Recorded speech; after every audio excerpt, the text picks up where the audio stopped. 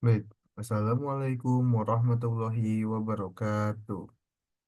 Sebelumnya, perkenalkan, saya Ruben Adi Kurniawan dengan NIM 21613250 akan mempresentasikan dua hasil jurnal yang telah saya rangkum.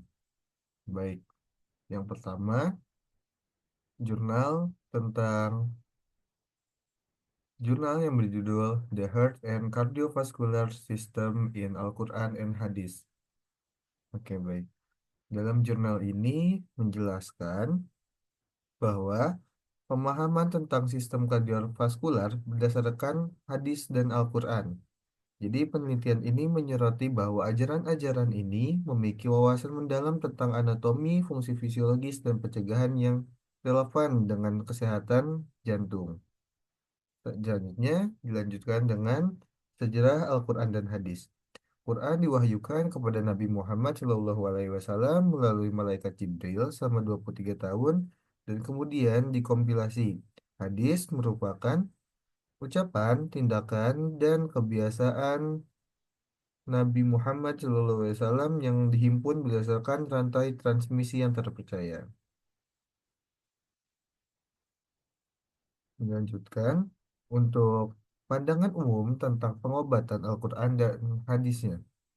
Baik, dalam Islam, mendukung pencarian ilmu pengetahuan, termasuk dalam bidang kedokteran. Al-Quran dan hadis mencakup pengobatan spiritual dan fisik dengan pendekatan pencegahan melalui kebersihan, pola makan yang sehat, dan gaya hidup yang moderat. Baik, dilanjut dengan sistem kardiovaskular dalam Al-Quran dan hadis. Pertama ada darah dan sirkulasi. Darah dianggap sebagai elemen vital yang mendukung eh, kehidupan. Beberapa ayat membahas hubungan darah dengan identitas, kesehatan, dan penyakit. Dilanjut dengan hati. Digambarkan sebagai pusat emosional dan spiritual manusia. Selain sebagai organ fisik, Quran menyebutkan hati sebagai pusat niat dan tindakan manusia. Lanjut lagi, penyakit kardiovaskular. Gaya hidup Islami seperti sholat, moderasi dalam makan, dan larangan terhadap makanan tertentu membantu mencegah penyakit kardiovaskular. Selanjutnya, kontribusi Islam dalam kedokteran. Islam berperan penting dalam mengembangkan ilmu kedokteran, termasuk anatomi dan fisiologi kardiovaskular. Tokoh seperti Ibnu Al-Nafis menggambarkan sirkulasi pulmonal dengan tepat, jauh sebelum ilmu kedokteran modern berkembang. Jadi bisa ditarik kesimpulan pada jurnal yang pertama dengan judul The Heart and Cardiovascular System in Al-Quran and Hadith, bisa ditarik kesimpulannya yaitu Quran dan hadis memberikan kontribusi yang signifikan terhadap pemahaman medis, khususnya sistem kardiovaskular, dengan gaya hidup yang Islami, mendukung pencegahan dan pengobatan berbagai penyakit kardiovaskular.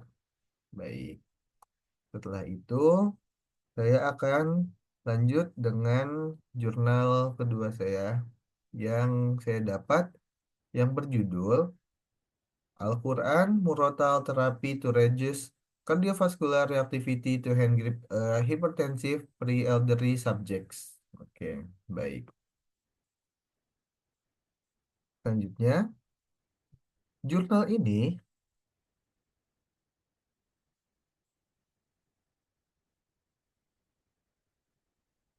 jurnal ini bisa melihat tentang hipertensi adalah faktor risiko utama penyakit kardiovaskular dan stroke yang memengaruhi lebih dari 1,13 miliar orang di dunia.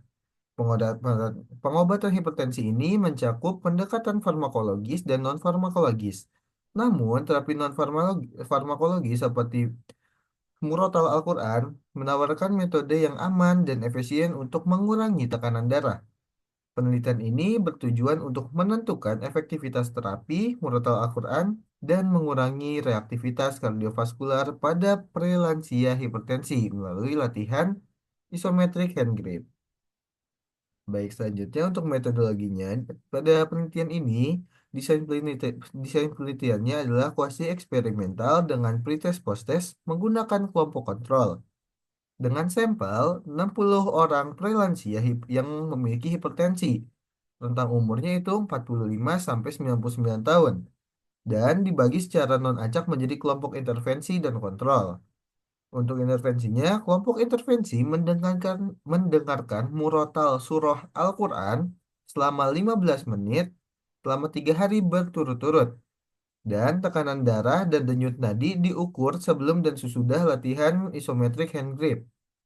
Dapat dihasilkan di jurnal penelitian ini yaitu terapi murotal secara signifikan mengurangi tekanan darah sistolik, yaitu rata-rata penurunannya ada di 12,97 mmHg dan darah diastoliknya penurunan sebesar 7,07 mmHg dan tekanan darah arteri rata-ratanya berkurang sebanyak 9,26 mmHg.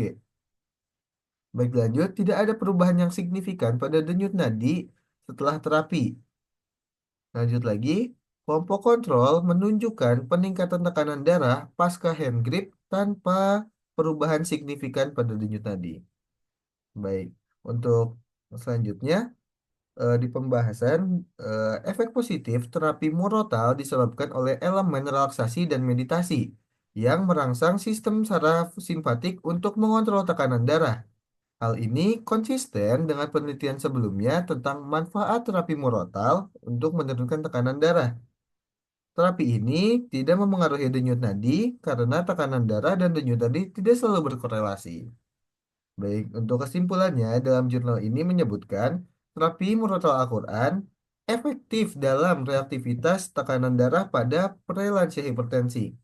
Tidak ada terapi tidak memengaruhi tetapi tidak memengaruhi denyut nadi. Terapi ini juga dapat digunakan sebagai bagian rencana perawatan non-farmakologis untuk membantu mengontrol tekanan darah. Baik, itu saja kesimpulan dari dua jurnal yang saya rangkum. Mohon maaf bila ada salah-salah kata. Akhirul kalam. Assalamualaikum warahmatullahi wabarakatuh.